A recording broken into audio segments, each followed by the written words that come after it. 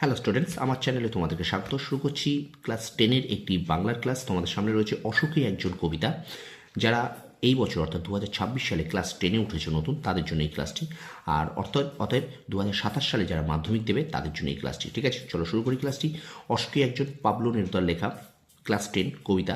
ঠিক আছে, আর এই কবিতাটি কিন্তু পাবলো নেরুদার এই কবিতা অশোকে একজন কবিতাটি কিন্তু বাংলা তর্জমা করেছেন নবারুণ ভট্টাচার্য। এই কথাটা কিন্তু তোমরা মনে রাখবে। ঠিক আছে, প্রশ্ন আসে অশোকে একজন কবিতার বাংলা তর্জমা কে করেছেন? না, নবারুণ ভট্টাচার্য। চলো এখন আমরা ক্লাসটা শুরু করব। এর আগে আমরা কিন্তু এমসিকিউ করেছি, তো আজকে আমরা করব অতি সংক্ষিপ্ত প্রশ্নোত্তর। ঠিক আছে, তো চলো শুরু করি আমরা ক্লাসটি। অতি সংক্ষিপ্ত প্রশ্নোত্তর আমরা ক্লাসটা শুরু করব। সব প্রশ্ন কিন্তু আমরা পড়বো না, যেগুলো আমি দাগিয়ে দেবো সেগুলোই তোমরা পড়বে। ঠিক আছে, চলো শুরু করি ক্লাসটি। দেখো,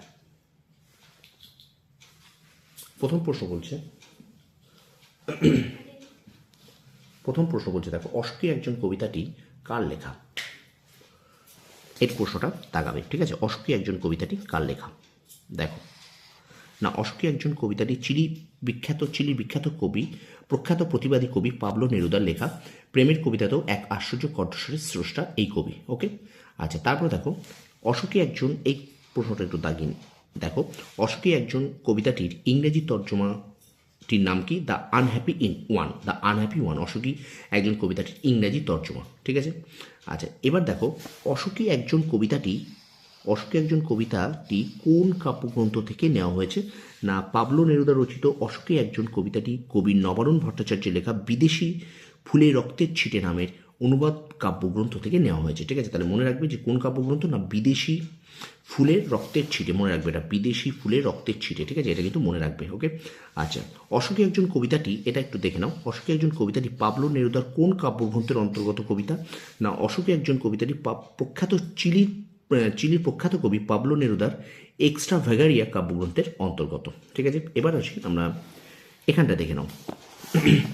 পাবলো নেরুদার প্রকৃত নাম কি? এটা আমরা কিন্তু এমসিকিউতেও পড়েছি, তো আরেকবার দেখে নাও। পাবলো নেরুদার পুরো নাম হলো নেফতালি রিকার্দো রেয়েস বাসওয়ালতো। ঠিক আছে, এটা কিন্তু পাবলো নেরুদার প্রকৃত নাম। এবার আমরা চলে যাব 13 নম্বরে প্রশ্নে। পরের প্রশ্ন দেখে নাও। বলছে দেখো, এবার এখানটায় দেখো, তারপর থেকে আমরা কন্টিনিউ করব। অপেক্ষায় দাঁড় করিয়ে রেখে দরজায়, এখান থেকে যেগুলো প্রত্যেকটা প্রশ্ন করতে হবে। অপেক্ষায় দাঁড় করিয়ে রেখে দরজায়, কে কাকে দাঁড় করিয়ে রেখেছেন? না, কবি পাবলো নেরুদা রচিত অশোকে একজন কবিতার কথক তাঁর প্রেমিকাকে অপেক্ষায় দাঁড় করিয়ে রেখেছেন। পরের প্রশ্ন, সে জানতো না, কার কি না জানার কথা বলা হয়েছে? কবি তাঁর প্রেমিকার কাছে আর কখনো ফিরে আসবেন না, সেই বিষয়টি প্রেমিকার না জানার কথা উদ্ধৃতাংশটিতে বলা হয়েছে। পরের প্রশ্ন, এক সপ্তাহ আর একটা বছর কেটে গেল, এই ব্যঞ্জনাটি কিভাবে কবিতাটির উপস্থাপিত হয়েছে? একটা কুকুর বা গির্জার নানের হেঁটে যাওয়ার ঘটনাটি উল্লেখের মধ্য দিয়ে একটা সপ্তাহ আর একটা বছর কেটে যাওয়ার ব্যঞ্জনা ফুটিয়ে তোলা হয়েছে। এবার চলো আমরা চলে এই পরের প্রশ্নে। বৃষ্টিতে ধুয়ে দিল, বৃষ্টি এসে কি ধুয়ে দিল? কবি পাবলো নেরুদা রচিত অশোকে একজন কবিতায় বৃষ্টি এসে পাথর থেকে কথকের পায়ের দাগ ধুয়ে দিল। ঘাস জন্মালো রাস্তায়, ব্যঞ্জনাটি কিসের? অশোকে একজন কবিতায় রাস্তায় ঘাস জন্মানোর কথা বলার মধ্য দিয়ে যে পথে রেখে যাওয়া কবির পায়ের ছাপ চিরতরে হারিয়ে যাওয়ার, অর্থাৎ কবির স্মৃতি নষ্টের ইঙ্গিত দেওয়া হয়েছে। পরের প্রশ্ন, নেমে এলো তার মাথার ওপর কি নেমে এলো? কবি পাবলো নেরুদা রচিত অশোকে একজন কবিতায় কথকের জন্য অপেক্ষারত নারীর মাথার ওপর একটার পর একটা বছর নেমে আসার কথা বলা হয়েছে। পরের প্রশ্ন দেখো, অশোকে একজন কবিতায় বছরগুলি পাথরের মতো মাথার ওপর নেমে আসার কথা বলা হয়েছে কেন? কবিতায় প্রতীক্ষারতা মেয়েটির দুঃসহ সীমাহীন অপেক্ষাকে মাথার ওপর ক্রমাগত নেমে আসা পাথরের গুরুভারের সঙ্গে তুলনা করে বিচ্ছেদ বেদনাময় বছরগুলি অতিক্রান্ত হওয়ার কথাই বলা হয়েছে। স্টুডেন্টস, ভিডিওটা অবশ্যই তোমরা একটু লাইক করবে আর বন্ধুদের মাঝে বেশি করে শেয়ার করবে। আমার চ্যানেল নতুন হলে চ্যানেলটাকে অবশ্যই সাবস্ক্রাইব করে দেবে। ঠিক আছে, চলো আমরা ভিডিওটা কন্টিনিউ করি। এবার দেখো, আমরা চলে যাব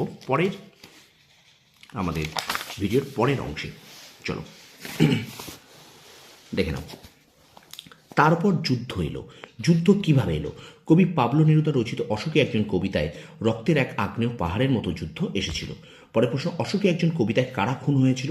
বিখ্যাত চিলিয়ান কবি পাবলো নেরুদা রচিত অশোকে একজন কবিতায় শিশু আর বাড়িরা খুন হয়েছিল। পরের প্রশ্ন, সেই মেয়েটির মৃত্যু হলো না, কোন মেয়েটির মৃত্যু হলো না? কবি পাবলো নেরুদার অশোকে একজন কবিতায় কালান্তক যুদ্ধে বহু শিশু ও গৃহস্থের মৃত্যু হলেও কতকের অপেক্ষায় থাকা মেয়েটির মৃত্যু হলো না। পরে প্রশ্ন, সমস্ত সমতলে ধরে গেল আগুন, কিভাবে সমস্ত সমতলে আগুন ধরে গেল? কবি পাবলো নেরুদা রচিত এক অশোকে একজন কবিতায় ভয়াবহ যুদ্ধের কারণে সমস্ত সমতলে আগুন ধরে গেল।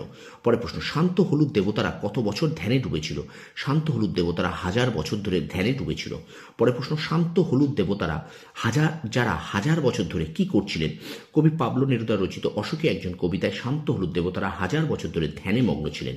পরে প্রশ্ন, উল্টে পড়লো মন্দির থেকে টুকরো টুকরো হয়ে কি উল্টে পড়লো? অথবা পরের একটা প্রশ্ন দেখো, অথবা প্রশ্ন এইভাবে আসতে পারে যে যুদ্ধের ফলে শান্ত হলুদ দেবতাদের কি পরিণতি হয়েছিল?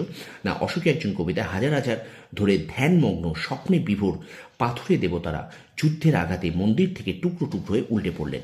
পরে প্রশ্ন, তারা আর স্বপ্ন দেখতে পারল না। কারা কোন স্বপ্ন দেখতে পারল না? অশোকে একজন কবিতায় যুদ্ধের বীভৎসতায় ভেঙে পড়া শান্ত হলুদ দেবতারা আর স্বপ্ন দেখতে পারল না। পরে প্রশ্ন, সেই মিষ্টি বাড়িটিকে বক্তা মিষ্টি বলেছেন কেন? বাড়িটি কবির কাছে মিষ্টি, তার সঙ্গে যুক্ত হয়ে আছে কবির অনেক প্রিয় স্মৃতি। বাড়িটি কবির কাছে মিষ্টি কারণ তার সঙ্গে যুক্ত হয়েছে কবির অনেক প্রিয় স্মৃতি। পরে প্রশ্ন, সব চূর্ণ হয়ে গেল কিভাবে? কি চূর্ণ হয়ে গেল? না, কবিতায় যুদ্ধের প্রচণ্ড তাণ্ডবে কতকের ফেলে আসা মিষ্টি বাড়ি, বারান্দা, গোলাপি গাছ, চিমনি, প্রাচীন জলতরঙ্গ সব চূর্ণ হয়ে গেল। পরে প্রশ্ন, যেখানে শহর ছিল সেখানে যুদ্ধের পরে কি অবস্থা হয়েছিল? যেখানে শহর ছিল যুদ্ধের পরে সেই শহরে ধ্বংসস্তূপের মাঝে ছড়িয়েছিল কাঠকয়লা, দোমড়ানো লোহা, মৃত পাথরের মূর্তির বীভৎস মাথা, রক্তের কালো দাগ। এবং শেষ প্রশ্ন, আর সেই মেয়েটি আমার অপেক্ষায়, কোন পরিস্থিতিতে মেয়েটি কথকের জন্য অপেক্ষা করছে? অশোকে একজন কবিতায় মৃত্যু, ধ্বংস আর অবিশ্বাসের মধ্যেও কথকের প্রেমিকা অর্থাৎ সেই মেয়েটি তার জন্য অপেক্ষা করেছেন। তো স্টুডেন্টস, এই ছিল ক্লাস 10 অর্থাৎ 2026 সালে যারা নতুন ক্লাস 10-এ উঠেছে 2027 সালে মাধ্যমিক পরীক্ষার্থীদের জন্য বাংলার ক্লাস অশোকে একজন কবিতা থেকে অতি সংক্ষিপ্ত উত্তরভিত্তিক প্রশ্ন উত্তর শেষ করলাম। ভিডিওটা ভালো লাগলে লাইক করবে, কমেন্ট করবে, বন্ধুদের মাঝে বেশি করে শেয়ার করবে। আর আমার চ্যানেল যারা নতুন আছো তারা অবশ্যই চ্যানেল সাবস্ক্রাইব করো, পাশে থাকা বেল আইকনটি প্রেস করে রাখো। আমার চ্যানেল কিন্তু ক্লাস 10-এর ইতিহাস, ভূগোল এবং বাংলার ক্লাস নিয়মিত আপলোড করা হচ্ছে। তোমরা অবশ্যই আমার চ্যানেলটাকে সাপোর্ট করো। তোমরা সফল হও, তোমাদের সাফল্য কামনা করি। ধন্যবাদ।